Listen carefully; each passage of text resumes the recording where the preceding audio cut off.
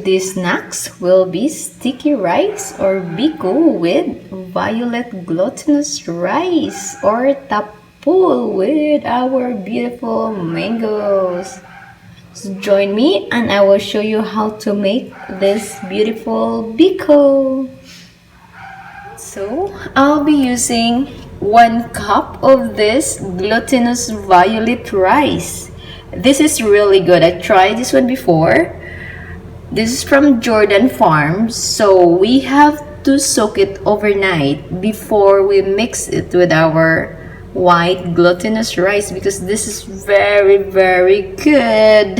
So this is what our violet glutinous rice looks like, or Tapol rice.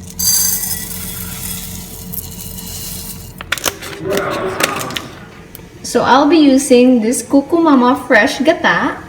This is 400 ml or 1.5 cup.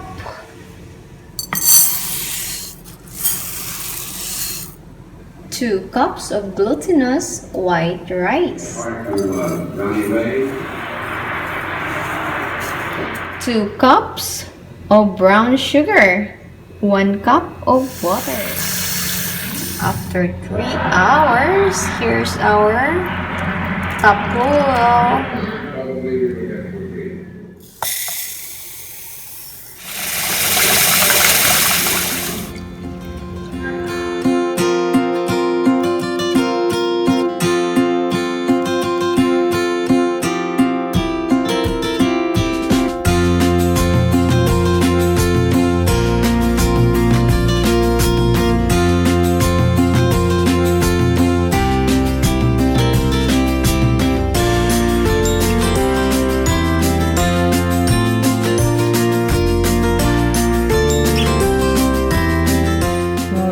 While waiting for our rice, we have to make our caramel sauce.